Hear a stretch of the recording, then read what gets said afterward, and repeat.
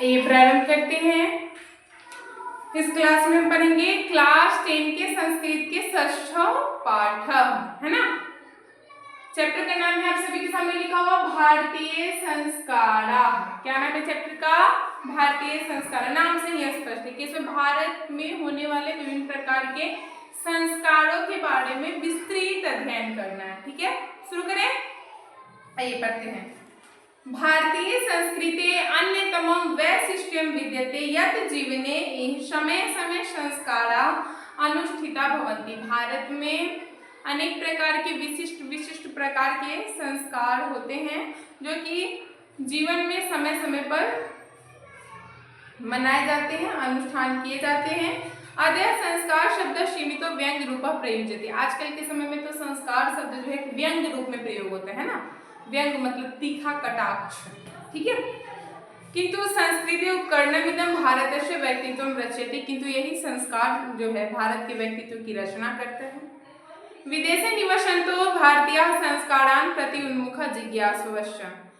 विदेश में जो रहने वाले हैं वे लोग भारतीय संस्कार के प्रति काफी उन्मुख और जिज्ञासु हैं। ठीक है। पाठ्ये अस्मिन् तेषां संस्काराणां संक्षिप्तः परिचयो महत्वं च निरूपितम्। और इस पाठ में संस्कार के महत्व का वर्णन किया गया। ठीक है, आइए देखते हैं। भारतीय जीवने प्राचीन कालात् संस्कारा महत्वं धारयन् प्राचीन संस्कृते अभिज्ञानं संस्कारेभ्यो जायते। अत्र ऋषीणां कल्पना आसीत् यत् जीवनस्य सर्वेषु मुख्य अवसरेषु वेद मंत्राणां पाठः, वरिष्ठानाम् आशीर्वादः, होमः, परिवार सदस्यानां सम्मेलनं च भवेत्। क्या है कि भारत में प्राचीन काल से ही संस्कार का काफी अधिक महत्व रहा है। प्राचीन संस्कृति का जो ज्ञान होता है वो हमें संस्कार से ही प्राप्त होते हैं। यहाँ के ऋषियों ने यह कल्पना किया कि जीवन में समय समय पर संस्कार का अनुष्ठान होना चाहिए। क्यों होना चाहिए भाई? तो इसके पीछे एक बहुत बड़ी कारण छुपी हुई है ना। क्या है? तो जब विभिन्न प्रकार के संस्कारों का अनुष्ठान किया जाएगा तो ऑटोमेटिक घर में वेद मंत्र का पाठ होगा, हवन यज्ञ होगा, बड़े लोगों बुजुर्गों का हमको आशीर्वाद भी प्राप्त होगा, है ना। आशीर्वाद लेने का मौका मिलेगा और सभी लोग एक साथ मिलकर थोड़ा रहेंगे भी। ठीक है। तत् सर्वं संस्काराणाम् अनुष्ठाने संभवती एवं संस्कार महत्व धारयन्ते। इस प्रकार संस्कार का अनुष्ठान करने की संभावना बनी, मतलब बढ़ा।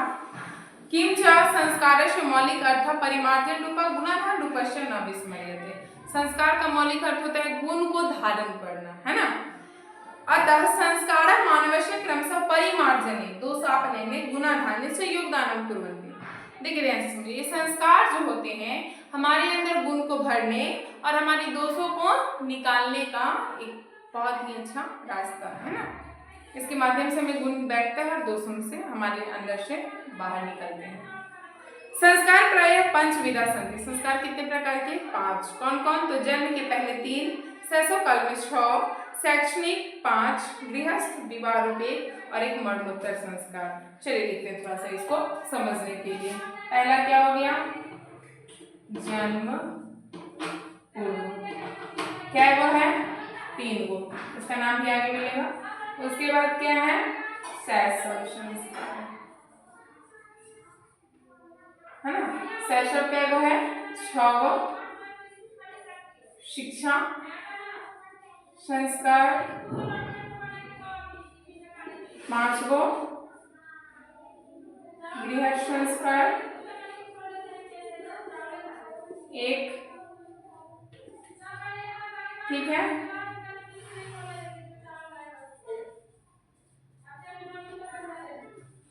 मरणोत्तर 1, ठीक। टोटल 5 प्रकार हो गए। क्या क्या? जन्म पूर्व, शैशव, शिक्षा, गृहस्थ, मरणोत्तर। यहाँ तो कोई दिक्कत?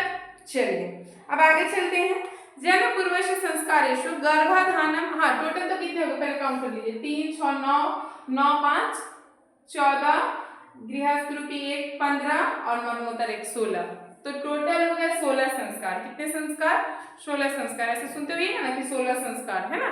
तो चलिए यहाँ 16 संस्कार है, लेकिन अब इसको 5 भाग में बांटे। ठीक है, अब पांचों को अलग अलग बताएंगे। ठीक, तो अब यहाँ पर क्या है? जन्म पूर्व संस्कारेषु गर्भाधानम, पुंसवन, श्रीमंतोनयनम च इति त्रयो भवति।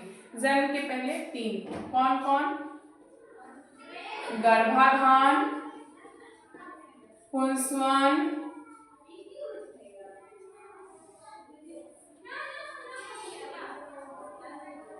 सीमंतोनेन। ठीक। अच्छा, थोड़ा सोचिए कि ये जन्म के पहले मतलब बच्चा जब माँ के गर्भ में है ना उसी समय का संस्कार है। ठीक है, तो इसमें होगा क्या, थोड़ा दिमाग आप लोग भी लगाइएगा, किताब जो क्या हो रहा है सब समझा रहा है। अत्र गर्भ रक्षा गर्भस्थस्य संस्कार रोपणम गर्भवत्या च प्रसन्नता चैति प्रयोजनम कल्पितमस्ति। देखिए इसकी कल्पना क्यों की गई, कहा जाता है कि जब बच्चा माँ के गर्भ में हो ना तो माँ जैसा कल्पना करती है, माँ जैसे आचार विचार व्यवहार करती है, बच्चा में ऑटोमेटिक वो गुण आ जाता है। ये बात कहा जाता है कि बात सत्य है, सत्य है।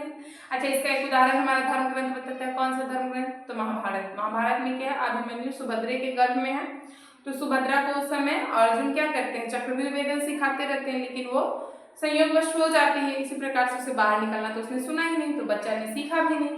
तो इससे क्या पता चलता है कि जब बच्चा माँ के गर्भ में होता है तो उसमें हर चीज उसका माँ का जो भी प्रभाव आचार विचार सबका प्रभाव बच्चे पे पड़ता है। ठीक है ना, तो इसे संस्कार का आयोजन किया जाता है। क्यों, क्योंकि जो घर के आसपास की बड़ी बुजुर्ग महिलाएं होंगी वो उनको सिखाएंगी, क्या सिखाएंगी कि बच्चे की सुरक्षा कैसे करनी, तुमको क्या करना है क्या नहीं करना है, क्या पूजा पाठ करना है, कैसे तुमको खाना खाना है, कैसे तुम खुश रहेगी कि बच्चा बुलंद होगा। मतलब समझ में आए कि नहीं, ये हर प्रकार का इसमें उपदेश माँ को दिया जाता है और उसकी खुशी के लिए किया जाता है। ठीक है, आगे चले। आगे है शैशव संस्कारेषु जात कर्म नामकरण निष्क्रमण अन्नप्राशनम चूडाकरण कर्ण वेदा च इति क्रमशः भवति। इसका थोड़ा सा ध्यान दीजिएगा, क्या क्या है, जात कर्म नामकरण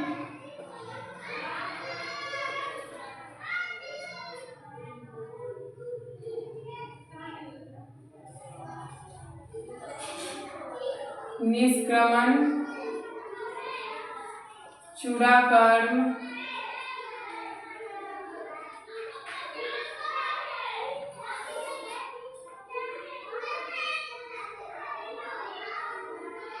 एक छूटी है ना। अच्छा ठीक है, थोड़ा सा इसको लिख देते हैं, अन्नप्राशन और एक है कर्णवेद।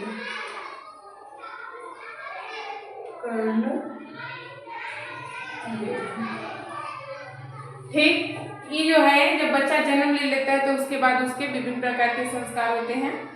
चलिए इसमें क्या होता है, तो ऐसे भी आप लोगों को पता है, पहले हम लोग देहाती में क्या उसको छठियार वगैरह मनाते हैं, फिर क्या करते हैं बच्चे का नामकरण होता है, बच्चा का नाम रखा जाता है, फिर जब बच्चा 6 महीने का फिर उसका मुंडन भी एक बार मतलब केस भी छिला जाता है, फिर क्या होता है जन्म जो पेट वाला केस होता है ना, जो माँ के गर्भ से ही उसके सिर पे बाल जाता है उसको हटा दिया जाता है, फिर बच्चा को खीर खिलाया जाता है 6 महीने में, फिर बच्चे का कान छेदा जाता है ना, ये सब संस्कार हमारे धर्म ग्रंथ में उल्लिखित है। ठीक है, आगे चलते आगे शिक्षा संस्कार 5 को जो है उसके बारे में देखिए।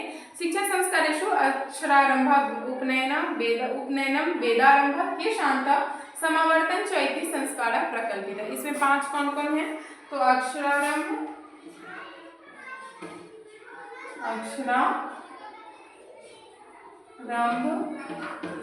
वेदारंभ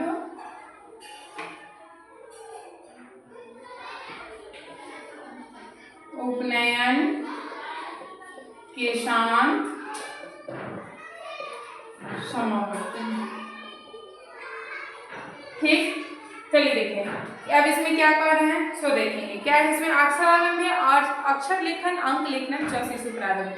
अक्षरारंभ में अक्षर लेखन या अंक लिखना बच्चा को सिखाया जाता है। ठीक, उपनयन संस्कार से अर्थात गुरु ना शिष्य से एवं गृहिणी नयन होती।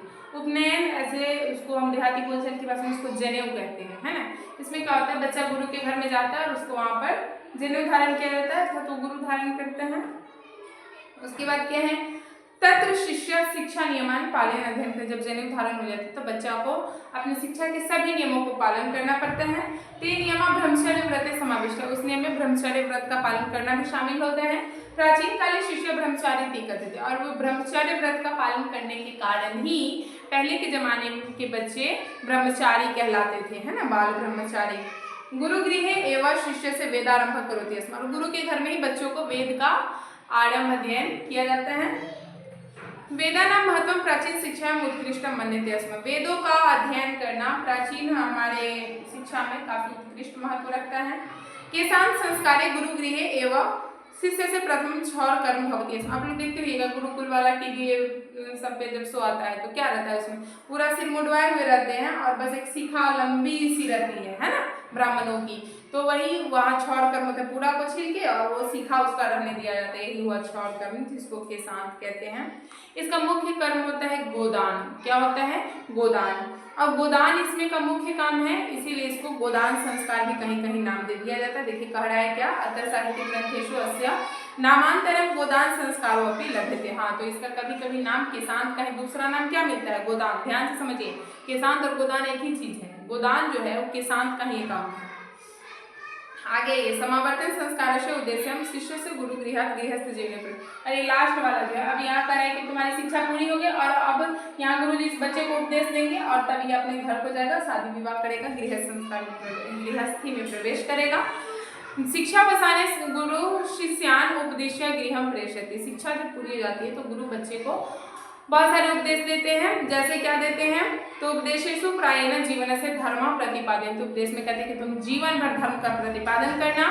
यथा सत्यम वद, सत्य बोलो, धर्मम चर, धर्म का आचरण करो, स्वाध्यायनम प्रमद, स्वाध्याय करो आदि। विवाह संस्कार पूर्वकमेक मनुष्य वस्तुतो गृहस्थ जीवनम प्रविशति। मतलब गृहस्थ में क्या आ गया? विवाह, है ना। ये विवाह जो होता है इसके माध्यम से आदमी गृहस्थी में प्रवेश कर जाता है। विवाह संस्कार के होते ही विवाह पवित्र संस्कार मत यत्र नाना विधानी कर्मकांडानि भवन्ति। विवाह एक काफी पवित्र संस्कार है जिसमें अनेकों प्रकार के कर्मकांड एवं विधान होते हैं। ठीक है। तेषु वाग्दानम, मंडप निर्माणम, वधू गृहे वर पक्षस्य स्वागतम, वर वधो परस्पर निरीक्षणम, कन्यादानम, अग्नि स्थापनम, पानी ग्रहणम, लाजा होम, सप्तपदी, सिंदूर दानम इत्यादि। ये सब तो जनरल सभी को पता है। क्या क्या होता है शादी में भाई? तो शादी में क्या होता है? वाग्दान, वचन देना, मंडप निर्माण करना, उसके बाद वधू के घर में बारात आता है तो बारात वाले वर पक्ष का स्वागत करना। फिर क्या है? तो कन्या निरीक्षण वगैरह होता है, कन्यादान होता है, फिर आग वहाँ पे जलाया जाता है हवन कुंड में। उसके बाद पानी ग्रहण। पानी मतलब यह पानी पीना नहीं है, यहाँ जो टवर्गीना वाला पानी है, टवर्गीना वाले पानी का मतलब होता है हाथ, ठीक है। और तवर्गीना वाला जो पानी होता है उसका मतलब होता है पानी पीने वाला। समझ में? यहाँ टवर्गीना यानी हाथ, हाथ दिए रहता है ना कन्यादान में, वही है पानी ग्रहण करना। लाजा होम, लावा वाला जो वहाँ पे होता है शादी में काम, वो है सप्तपदी यानी 7 फेरा, सिंदूरदान। ये सब विभिन्न प्रकार के कर्मकांड के फलस्वरूप विवाह संस्कार पूरे हो जाते हैं। सर्वत्र समान रूपेण विवाह संस्कार से प्रायेण आयोजनम भवति। सभी जगह लगभग समान रूप से विवाह संस्कार का आयोजन किया जाता है। तदंतरम गर्भाधान आदि संस्कार पुनरावर्तते जीवन चक्रम च भवति। फिर वही होगा, उसका गर्भाधान होगा, फिर उसको बाल बच्चे होंगे, फिर मतलब यही चक्र हमेशा चलते रहता है ना। अब आया मरणादनंतरम अंत्येष्टि संस्कार अनुष्ठीयते। अब मरने के बाद अंत्येष्टि संस्कार होता है। कौन संस्कार? अंत्येष्टि संस्कार, जो हमारा 16 वाला है। शादी के बाद बस अंत्येष्टि संस्कार ही होता है। ठीक है, चलिए। एवं भारतीय जीवन दर्शन से महत्वपूर्ण उपादान संस्कार है। इस प्रकार से हम क्या देखें कि भारतीय जीवन में, है ना, संस्कार का काफी अधिक महत्व है। पूरे जीवन भर कोई ना कोई संस्कार है ना, और इसका होना बहुत जरूरी है। ठीक है, चलिए। तो इस प्रकार से अभी तो हम आप लोग को ये लिख करके बता दिए। अब इसको एकदम माइंड, इसको फोटो जैसा खींच लेना है। क्या करना है? इसको पूरा बढ़िया से इसको याद कर जाना है। पूछेगा कौन किसका है, किसमें कई वो है, उसका नाम बताएं। यही इस पाठ का एक तरह से मान लीजिए सारांश है ना, जब हम बोर्ड पे लिखे हैं तो इसको आप सभी आदमी अपने अपने कॉपी पे नोट कर लेंगे। और आज का क्लास यही समाप्त होता है। अब हम मिलेंगे नेक्स्ट क्लास में।